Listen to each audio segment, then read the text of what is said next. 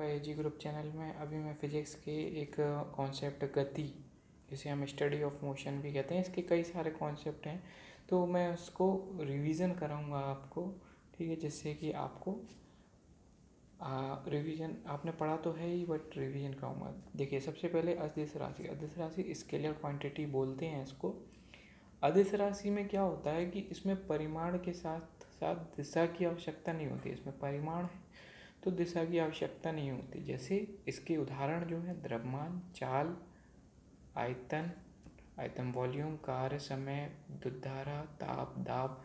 देखिए, द्रव्यमान है, ठीक है, इसका कोई दिशा नहीं होती, कितना भी द्रव्यमान हो सकता है। चाल, ठीक है, हम कहते हैं भाई हम इतने की चाल से जा रहे हैं, लेकिन हम कहाँ जा रहे हैं कुछ हमें पता नहीं है, ठीक है, कहीं भी जा रहे हैं, ठीक है।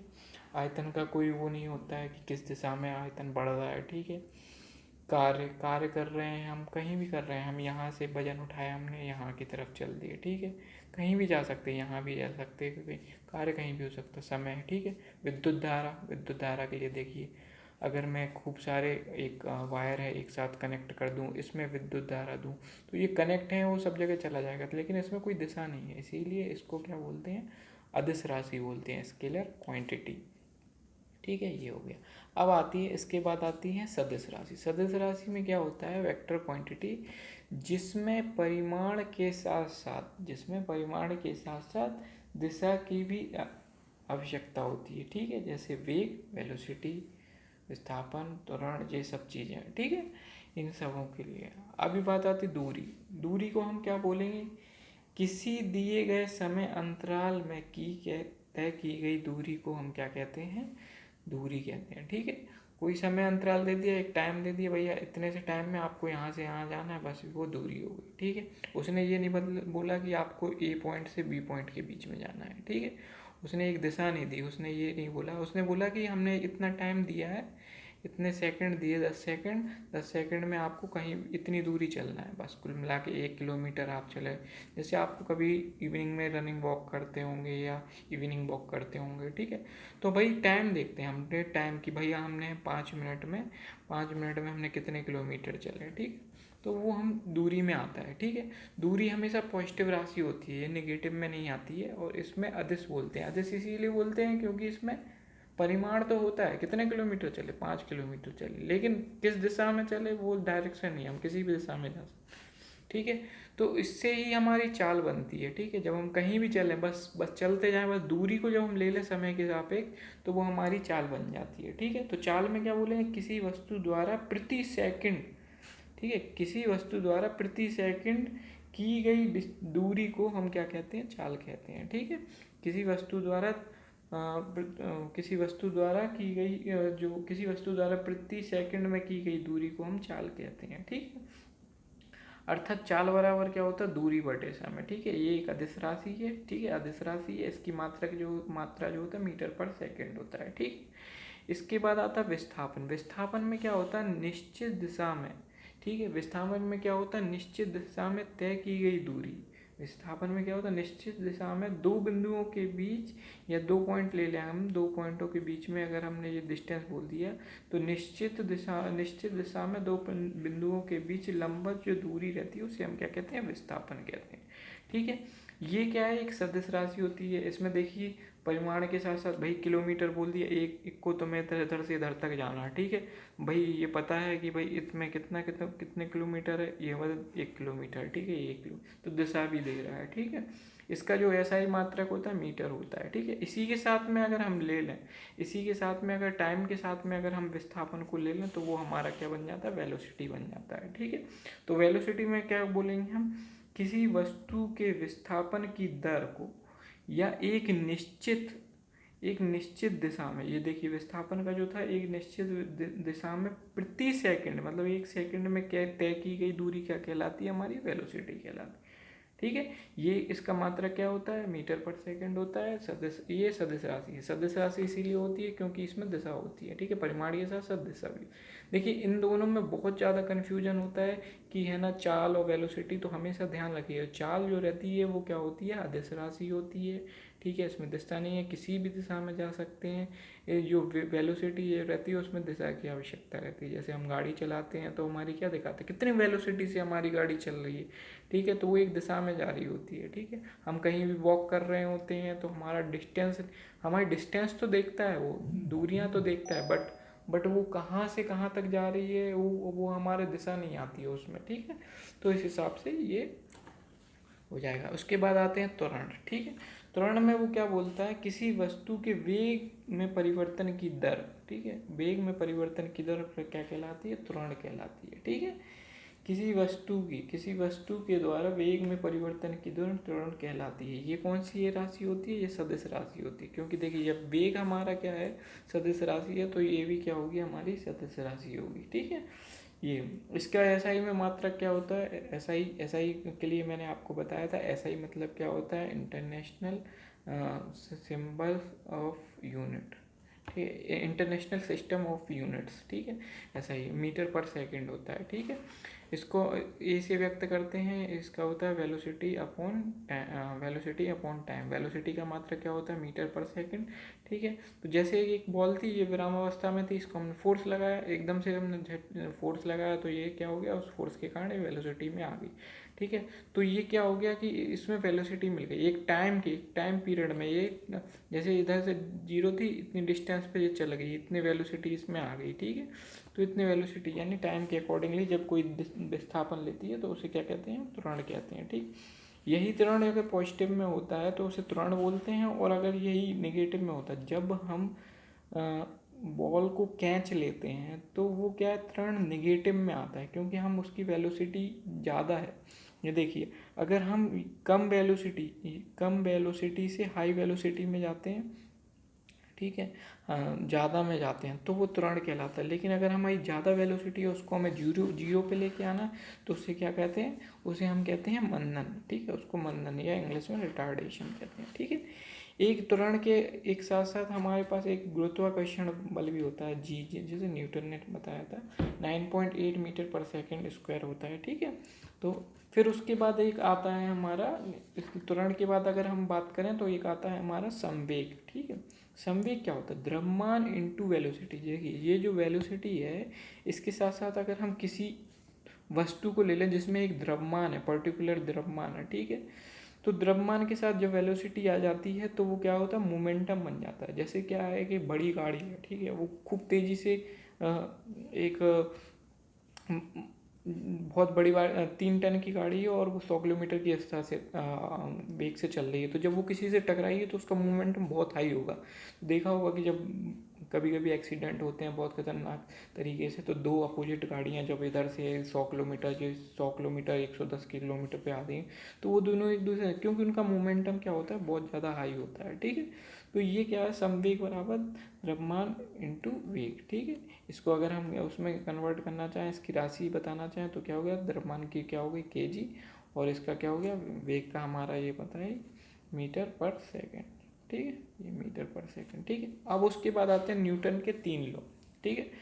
जो न्यूटन थे उनको हम फादर ऑफ फिजिक्स भी बोलते थे, ठीक है। इन्होंने 1687 में एक नियम दिया हुआ था, इनके 3 नियम दिए हुए थे, प्रथम सेकंड और द्वितीय, ठीक है। तो प्रथम नियम में उन्होंने क्या बोला था कि जब कोई वस्तु रुकी हुई है तो वह रुकी रहेगी, और जब तक रुकी रहेगी जब तक कि उस पर कोई बाह्य बल नहीं लगता है, ठीक है। जब कोई वस्तु रुकी हुई है तो वो रुकी रहेगी, या कोई वस्तु चलती है तो चलती रहेगी। जैसे अब कोई निर्वात है, निर्वात मीन्स क्या होता है, जहाँ पर वायु नहीं है, ठीक है, कोई भी रेजिस्टेंस नहीं है, उसे निर्वात कहते हैं। उस पर हमने किसी चीज़ को घुमा दिया, ठीक है, तो वो घूमती रहेगी, ठीक है। तो प्रथम नियम हमारा क्या होता है, जब कोई वस्तु चल रही है या चलती रहेगी, जब तक कि उस पर कोई बार बार नहीं लगाया जाएगा, तो ये चलती रहेगी, ठीक है। प्रथम नियम को जो प्रथम नियम है, इसको क्या बोलते हैं, गैलीलियो का नियम भी बोलते हैं, जिसे हम जड़त्व का नियम भी बोलते हैं, ठीक है।